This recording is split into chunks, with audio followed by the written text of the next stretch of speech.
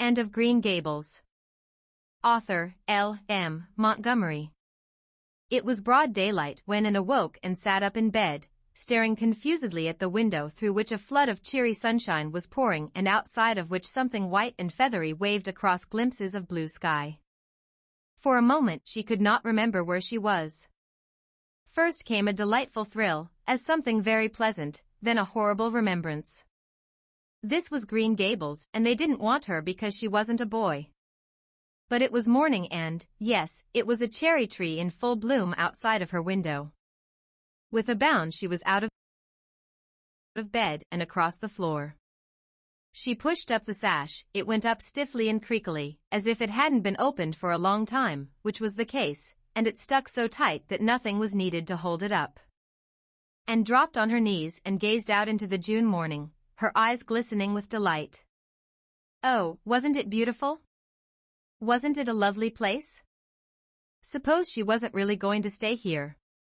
She would imagine she was. There was scope for imagination here. A huge cherry tree grew outside, so close that its boughs tapped against the house, and it was so thick-set with blossoms that hardly a leaf was to be seen. On both sides of the house was a big orchard, one of apple trees and one of cherry trees, also showered over with blossoms, and their grass was all sprinkled with dandelions. In the garden below were lilac trees purple with flowers, and their dizzily sweet fragrance drifted up to the window on the morning wind. Below the garden a green field lush with clover sloped down to the hollow where the brook ran and where scores of white birches grew, upspringing airily out of an undergrowth suggestive of delightful possibilities in ferns and mosses and woodsy things generally. Beyond it was a hill, green and feathery with spruce and fir. There was a gap in it where the gray gable end of the little house she had seen from the other side of the lake of shining waters was visible. Off to the left were the big barns, and beyond them, away down over green, low-sloping fields, was a sparkling blue glimpse of sea. Anne's beauty-loving eyes lingered on it all, taking everything greedily in. She had looked on so many unlovely places in her life, poor child, but this was as lovely as anything she had ever dreamed. She knelt there, lost to everything but the loveliness around her, until she was startled by a hand on her shoulder. Marilla had come in unheard by the small dreamer. "It's time you were dressed," she said curtly. Marilla really did not know how to talk to the child, and her uncomfortable ignorance made her crisp and curt when she did not mean to be. And stood up and drew a long breath. "Oh, isn't it wonderful?" she said, waving her hand comprehensively at the good world outside. "It's a big tree," said Marilla, "and it blooms great, but the fruit don't amount to much, never small and wormy." "Oh, I don't mean just the tree. Of course it's lovely, yes, it's radiantly lovely, it blooms as if it meant it, but I meant everything, the garden and the orchard and the brook and the woods, the whole big dear world. Don't you feel as if you just loved the world on a morning like this? And I can hear the brook laughing all the way up here. Have you ever noticed what cheerful things brooks are? They're always laughing. Even in wintertime I've heard them under the ice. I'm so glad there's a brook near Green Gables. Perhaps you think it doesn't make any difference to me when you're not going to keep me, but it does. I shall always like to remember that there is a brook at Green Gables even if I never see it again. If there wasn't a brook I'd be haunted by the uncomfortable feeling that there ought to be one. I'm not in the depths of despair this morning. I never can be in the morning. Isn't it a splendid thing that there are mornings? But I feel very sad. I've just been imagining that it was really me you wanted after all and that I was to stay here forever and ever. It was a great comfort while it lasted. But the worst of imagining things is that the time comes when you have to stop, and that hurts.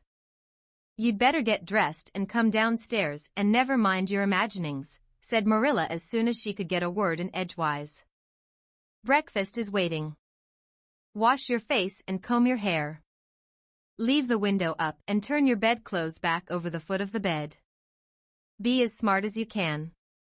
And could evidently be smart to some purpose, for she was downstairs in 10 minutes' time, with her clothes neatly on, her hair brushed and braided, her face washed, and a comfortable consciousness pervading her soul that she had fulfilled all Marilla's requirements. As a matter of fact, however, she had forgotten to turn back the bedclothes. "I'm pretty hungry this morning," she announced as she slipped into the chair Marilla placed for her.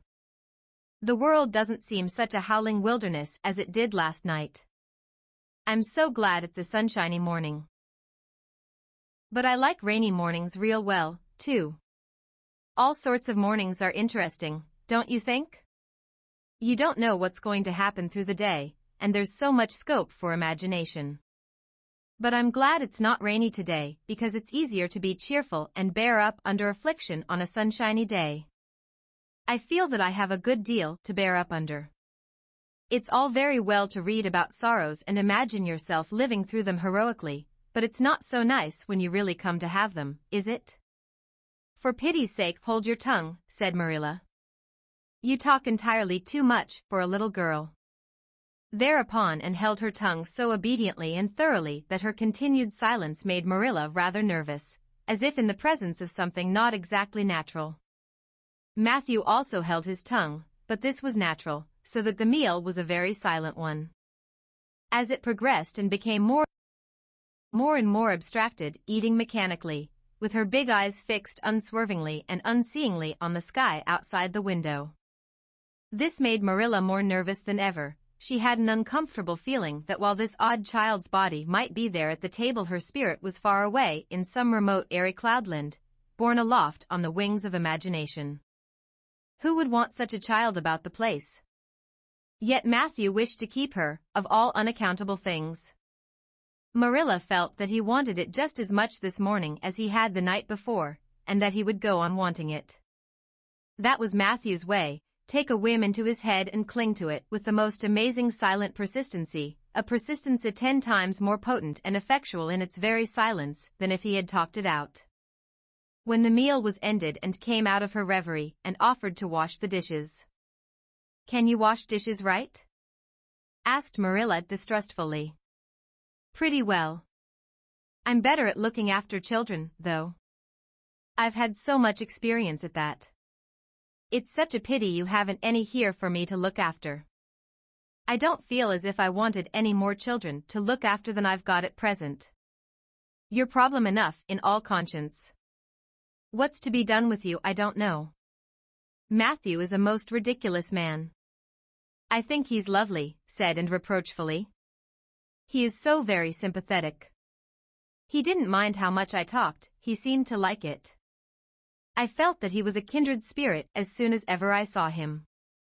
"You're both queer enough, if that's what you mean by kindred spirits," said Marilla with a sniff. "Yes, you may wash the dishes.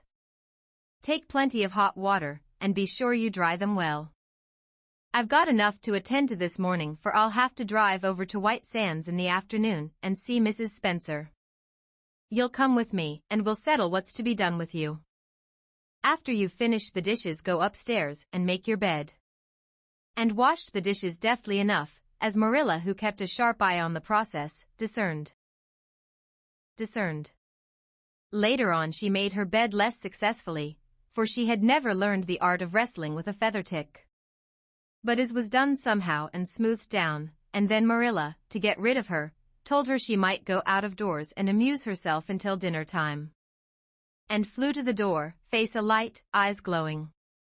On the very threshold she stopped short, wheeled about, came back and sat down by the table, light and glow as effectually blotted out as if someone had clapped an extinguisher on her. "What's the matter now?" demanded Marilla. "I don't dare go out," said Anne, in the tone of a martyr relinquishing all earthly joys.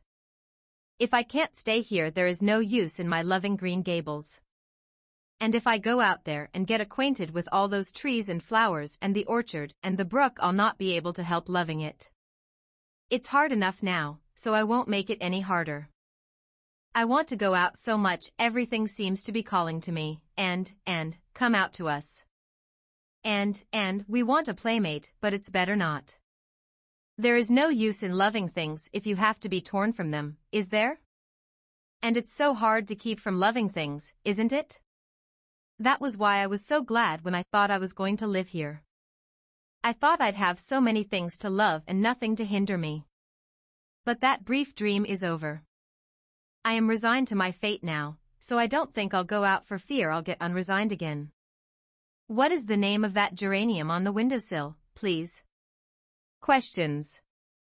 1. Which of these best describes Anne's first moments upon waking at Green Gables? A. Dismay at remembering she wasn't wanted. B. Excitement at the sight of the cherry tree. C. A lingering fear from a troubling dream. D. A temporary disorientation followed by joy. 2. How does the phrase cheery sunshine was pouring create a specific image and feeling? A. Creates a sense of warmth and welcome. B. Emphasizes the starkness of the room. C. Suggests a sudden, unsettling brightness. D. Hints at the fleeting nature of joy. 3. Then a horrible remembrance. How does the sentence structure in this section, short, direct, highlight the shift in Anne's emotions? A. It mirrors the suddenness of her changed mood. B. It emphasizes the lingering nature of her sadness. C. It suggests confusion rather than strong feeling. D. It has no effect on the emotional impact. 4. How does the description of the cherry tree in full bloom contribute to the overall mood? A. It emphasizes the harshness of Anne's new environment. B. It foreshadows the challenges and might face at Green Gables. C. It creates a sense of hope and new beginnings. D. It highlights the contrast between Anne's inner world and outer beauty. 5. How does the description of the cherry tree tapping against the house contribute to the overall effect? A. It creates a sense of isolation and loneliness for Anne. B. It foreshadows potential conflict between Anne and the residents. C. It emphasizes the abundance and vibrancy of the natural world. D. It suggests the cherry tree is a symbolic guardian of the house. 6. With reference to the statement, garden below were lilac trees purple with flowers, what can be inferred about the position of Anne's window from this description? A. It must be on the ground floor, facing directly onto the garden. B. It's likely on an upper floor, allowing the scent to waft up. C. It's positioned near the kitchen, explaining the mention of fragrance. D. The location is impossible to determine from this passage. 7. How can the care of the garden be inferred based on the presence of lilac trees below? A. It is overgrown and neglected. B. It is meticulously planned and organized. C. It is a thriving mix of cultivated and wild elements. D. It is mainly used to grow vegetables, not flowers. 8. What does the presence of scores of birches emphasize? A. The uniformity of the landscape. B. A sense of crowding in confinement. C. The stark emptiness of the surrounding area. D. A feeling of abundance and diverse textures.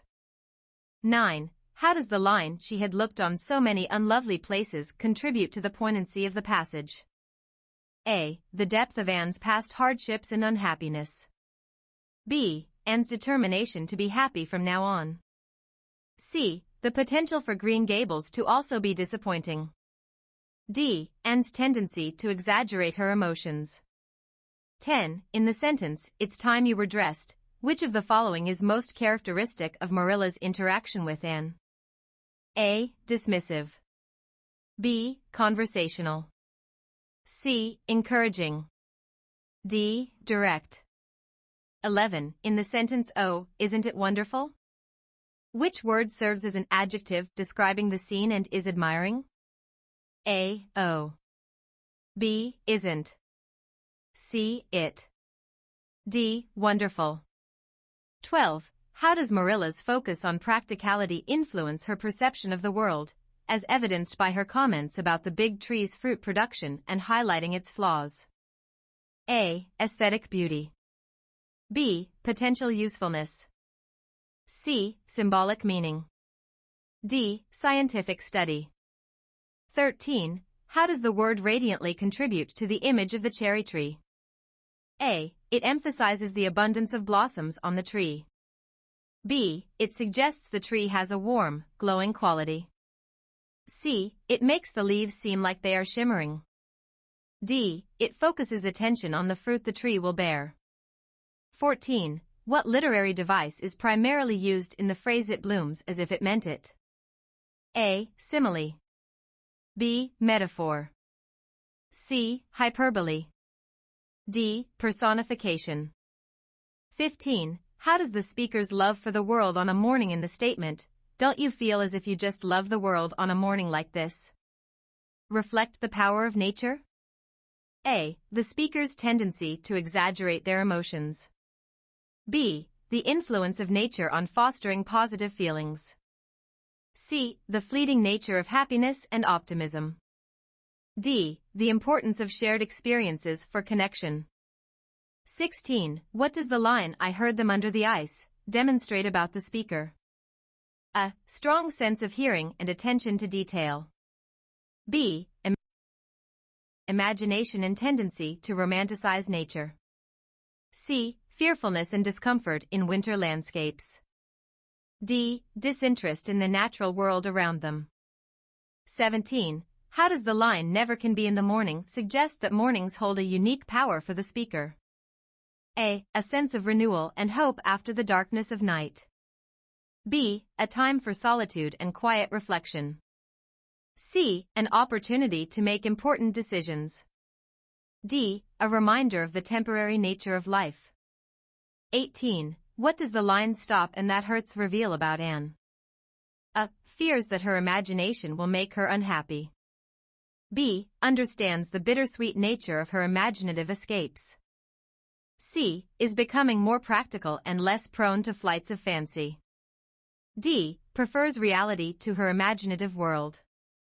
19. What does the phrase "as she could get a word in edgewise" imply that Anne's behavior? A. Dominating the conversation with her talkativeness. B. Asking thoughtful, open-ended questions of Marilla. C. Hesitant to speak her mind out of shyness. D. Trying to change the subject to something more pleasant. 20. What does Marilla likely mean by saying "smart as you can"? A. She sincerely admires Anne's intelligence. B. She wants Anne to focus on completing the task quickly. C. She's subtly mocking Anne's tendency to chatter. D. She's trying to change the subject away from Anne's imaginings. 21. What was Anne's state of mind after getting ready? A. Resigned to her disappointment about staying at Green Gables. B. Filled with cheerful anticipation for the day ahead. C. Focused on pleasing Marilla and gaining her approval. D. Nervous about encountering new people or challenges. 22. What does the phrase "bear up under affliction" suggest? A. And believes in enduring hardship with stoicism. B. And thinks one should actively fight against misfortune. C. And prefers to avoid suffering at all costs. D. And finds it difficult to sympathize with those who are struggling. 23. What does Matthew's silent persistency suggest about his character? A. Stubborn and unwilling to listen to reason. B. Quietly determined and unlikely to change his mind. C. Unsure of his own feelings and easily swayed. D. Secretive and manipulative in his behavior. 24. What tone does Marilla likely convey when asking "Can you wash dishes right?" A. A genuine desire to know Anne's skill level. B. Doubt about Anne's abilities due to her age and talkativeness. C. A test to see if Anne will respond with defensiveness. D. A playful way of teasing and in testing her reaction. 25. What is the primary reason Marilla is going to White Sands in the afternoon? A. To buy supplies for Anne's new clothes. B. To attend a church social event. C. To visit Mrs. Spencer about Anne's future. D. To escape spending time with Anne. 26. What is Anne's primary fear when she claims she can't dare go out? A. Experiencing the beauty of Green Gables will make leaving harder. B. Encountering potential dangers or getting lost in the countryside. C. Disobeying Marilla and facing punishment.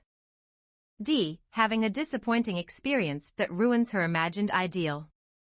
27. What does Anne's repeated personification and N come out to us suggest? A. She is already experiencing hallucinations or delusions. B. The natural world holds a strong allure for her.